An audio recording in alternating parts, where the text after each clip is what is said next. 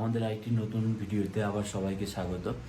আজকে তারিখ হচ্ছে 2 তারিখ, 2 অক্টোবর 2025। আমরা আছি এটা না শিলং না চেরাপুঞ্জি, দুটোর মাঝখানে। এটাকে বলে হচ্ছে আপার শিলং। আর আমাদের হোটেল থেকে যে ভিউটা দেখা যায় সেটা একবার তোমাদের দেখাচ্ছি। সেরকম কিছু খাস না, এখান থেকে ভিউয়ের ব্যাপার নেই, শুধু রাস্তাটাই দেখা যায়, বাইরের যে রাস্তাটা, তাও তোমাদেরকে একবার শেয়ার করছি। রুম থেকে বেরিয়ে এই হচ্ছে ভিউ। এটাই মেন রাস্তা। এদিকে হচ্ছে শিলং যাচ্ছে, আর এদিকে যাচ্ছে চেরাপুঞ্জি। আমরা এখন চা খেয়ে, নিচে একটা চায়ের দোকান আছে, তো আমরা চা খেয়ে এলিফ্যান্ট ফলের দিকে যাব। ওটা 9টার দিকে খুলবে, এখন 8:30টার মতো বাজছে। এখান থেকে 850 মিটার রাস্তা, যেটা তোমার হেঁটেই যাওয়া যাবে। হাঁটতে মোটামুটি 10 মিনিটের মতো সময় লাগবে। তো ওখান থেকে এসে তারপর আমরা হোটেল থেকে চেক আউট করবো।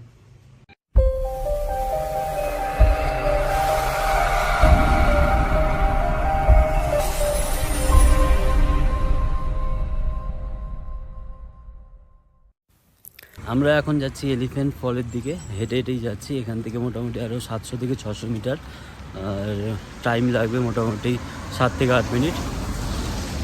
এখন মোটামুটি ভিড়টা কমই আছে, 9:15 বাজে, 9টার দিকে খুলবে। তো যেতে যেতে খুলেই যাবে আশা করি। এটা হচ্ছে এলিফ্যান্ট ফলের গেট। এই হচ্ছে সুন্দর রাস্তা, আর আমরা যাচ্ছি হেঁটে হেঁটে। সবাই গাড়িতে যাচ্ছে, বাইকে যাচ্ছে। বাইক যদিও এখনও দেখিনি, বেশিরভাগ লোকই যাচ্ছে গাড়িতে। ওয়েলকাম টু এলিফ্যান্ট ফল। আর এখনকার ওয়েদারটা দেখতে পাচ্ছ, একদম ক্লিয়ার। আকাশটা মোটামুটি পরিষ্কার হয়ে গেছে। কালকে যে অবস্থা ছিল, ভাবতে পারিনি আমরা এরকম ওয়েদারে আসবো। আশা করছি মানে আজকে পুরো দিনটাও যেন এরকমই থাকে। আমরা এখান থেকে টিকিট নিয়ে নিলাম। এই যে দেখতে পাচ্ছ, এটা কাউন্টার, পার হেড 100 টাকা করে, দুজনের 200 টাকা পড়লো। আর আমরা প্রায় এসেই পড়েছি এলিফ্যান্ট ফলের দিকে। তোমরা হয়তো আওয়াজ শুনতেও পাচ্ছ হালকা হালকা।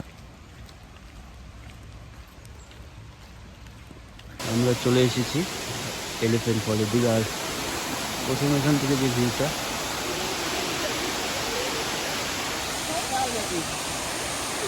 ওখান থেকে হয়তো দেখা যাবে।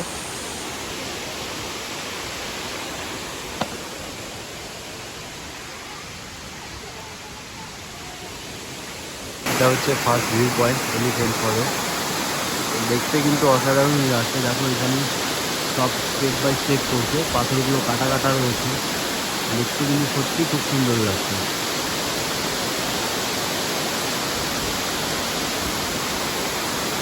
এখন যাচ্ছি এলিফ্যান্ট ফলের সেকেন্ড ভিউ পয়েন্টে।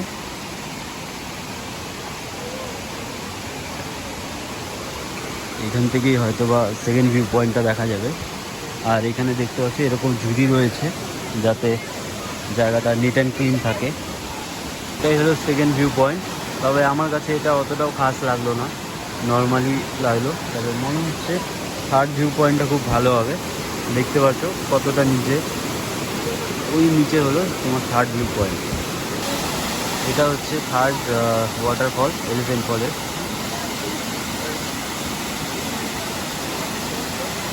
এখান থেকে আমরা এখন চলে যাব। এখন ডেস্টিনেশন কোথায় আছে জানি না। এখন ঘরে গিয়ে আগে চেক আউটটা করি, তারপরে দেখা যাক কোথায় যাই।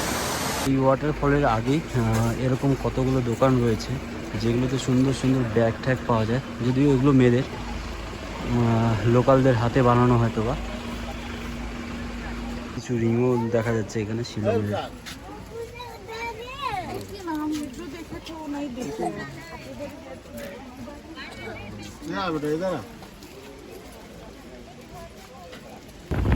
আমরা এখন বেরিয়ে পড়েছি নৌকালিকা ফল এবং 7 সিস্টার ফলের উদ্দেশ্যে। কিন্তু এখন যে পরিমাণ আকাশে মেঘ দেখা যাচ্ছে, জানি না কী হবে। আমরা আগে গিয়েই সেটা দেখতে পারবো। আরেকটা কথা তোমাদেরকে বলে দিই, আমার যে ক্যামেরার ভিডিওগুলো ছিল সব নষ্ট হয়ে গেছে। তো মোবাইলে যতটুকু রেকর্ড করা আছে আমি কিন্তু সেটুকুই তোমাদের সাথে শেয়ার করছি।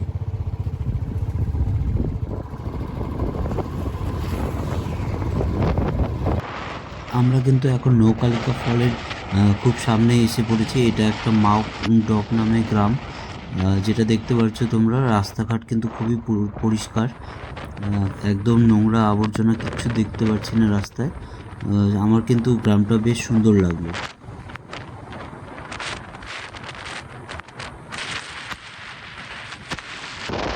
অনেকক্ষণ বাদে আমরা কিন্তু বাইকারদেরকে দেখতে পেলাম।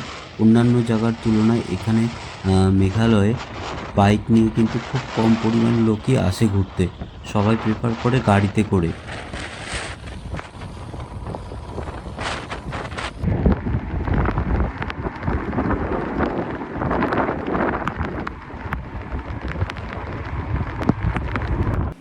ফাইনালি আমরা নৌকালিকা ফলসে চলে এসেছি। ভিউ পয়েন্টে যদিও এখনও যাইনি, এসে আগে ম্যাগি আর চা অর্ডার দিয়েছি, এসে পড়েছি এখানে। খুব ঠান্ডা লাগছিল, কারণ হাতের মধ্যে কোনো গ্লাভস ছিল না, আর পায়েও সেরকম জুতো ছিল না। স্যান্ডেল পরে চলে এসেছি, কারণ ভিজে গেলে ওটাতে আরও বেশি ঠান্ডা লাগতো। তো এখন খেয়ে দিয়ে আবার ফলসের দিকে যাব। আর এখন ভিউ সেরকম দেখা যাচ্ছে না, পুরো মেঘে ঢেকে আছে, বৃষ্টিও হচ্ছে। দেখি যদি দেখা যায় তোমাদেরকে অবশ্যই দেখাবো। নৌকালিকা ফলসের ভিউ পয়েন্টে তো আছি দাঁড়িয়ে, কিন্তু এখান থেকে কিচ্ছু দেখা যাচ্ছে না। আওয়াজটা হয়তো শুনতে পারছো, এদিকেই আছে, কিন্তু দেখা যাচ্ছে না কিছুই।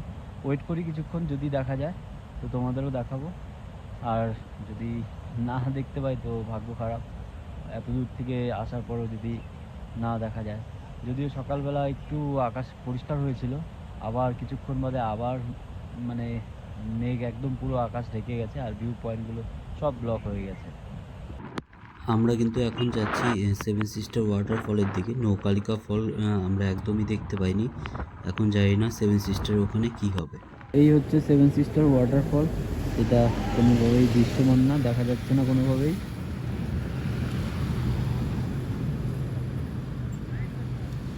আজকে যা ওয়েদার, মনে হচ্ছে আমরা কিছুই কোনো ওয়াটারফলই দেখতে পারবো না। এটা বাদ দিয়ে এখন তাহলে আমরা এখন যাব মসময় না কি একটা নাম আছে, ওই ক্যাব যেটা গুহা, ওখানে আমরা যাচ্ছি। হেলমেট পরেই আছি, হেলমেট আর খুলছি না। এখানে দেখার মতো তো ছিল, তবে আকাশের যা অবস্থা এর জন্য আমরা দেখতে পাচ্ছি না। এখান থেকে চলে যাওয়াটাই বেটার, না হলে অনেকটা দেরি হয়ে যাবে। এখন মোটামুটি 3টা বেজে গেছে, এখান থেকে তাড়াতাড়ি যাই। এখান থেকে মোটামুটি ক্যাবটা বেশি দূর না, সামনেই আছে। ওটা দেখে আস্তে আস্তে যদি আবার একটু দেখি যে আকাশ ক্লিয়ার হয়েছে, তবে আবার হয়তো বা আসতে পারি এখানে, দেখি কি করে। আমরা এখন চলে এসেছি কি মৌসুমি কেভ যেটাকে বলে এখানে। আর পুরো বৃষ্টি আরও মানে জোরে চলে এসছে, আর এই জায়গাটা একটু অন্ধকার অন্ধকার টাইপের দেখাচ্ছে তোমাদের। সামনের অবস্থাটা দেখো একবার, সূর্যের আলো পৌঁছতে পারছে না জন্য এখানে কিছু লাইটও দেওয়া আছে।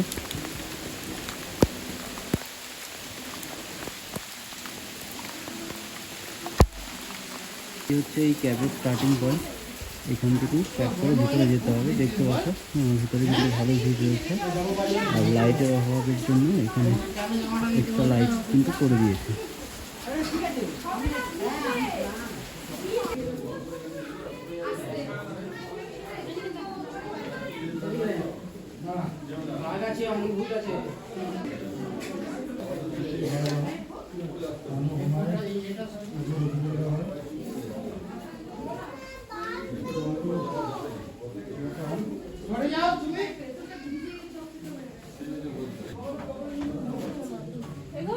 হ্যাঁ দাঁড়াও, আবার সামনের লোক যাক।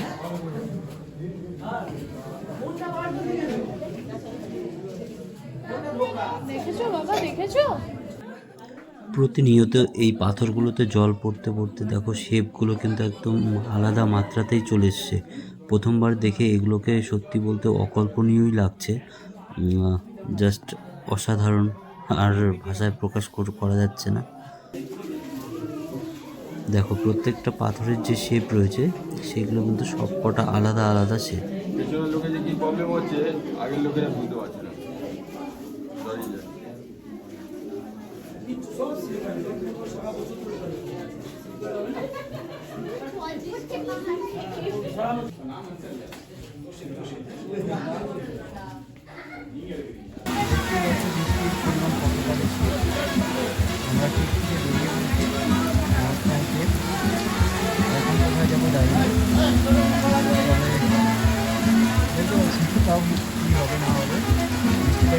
তারপর আবার আমরা বেরোচ্ছি এখান থেকে। ফাইনালি আমরা হোটেলে চলে এসেছি। ক্যাব থেকে আমরা আর কোথাও যেতে পারিনি, কারণ অন্ধকারও হয়ে গিয়েছিল আর রাস্তা পুরো মেঘে ঢেকে গিয়েছিল। এখন আমরা আছি ডাউকি যাওয়ার যে রাস্তাটা তার একটু আগে এসে আমরা হোটেল নিয়েছি। হোটেলটার নাম পরে বলে দেবো। লা কি একটা জানি ছিল, লা হোমস্টে এরকম ছিল হয়তো। আর আমরা যে রুমটাতে আছি এই রুমটার প্রাইস নিল 2000 টাকা। রুমটা মোটামুটি ভালোই আছে, তোমাদের একবার রুমটাও দেখিয়ে দিচ্ছি। এই হচ্ছে দরজা, এদিকে আছে বাথরুম, এদিকে হয়তো হালকা কিছু ভিউ দেখা যেতে পারে। টিভি দিয়েছে, রিকোয়েস্ট করার পর একটা হিটার দিয়েছে, হিটারের জন্য কোনো এক্সট্রা টাকা নেয়নি। এই হচ্ছে বেড, এই একটা আলমারি দিয়েছে, আর এদিকে ছোট একটা ব্যালকনি রয়েছে যেখানে আমরা মোটামুটি ভিজা জামা কাপড় যেগুলো আছে এগুলো নেড়ে দিতে পারবো। আর এখান থেকে এরকম একটা ভিউ আছে। আজকের মতো ভিডিও এখানেই শেষ করছি, দেখা হচ্ছে তোমাদের সাথে নেক্সট ভিডিওতে। ভালো থেকো, সুস্থ থেকো, বাই।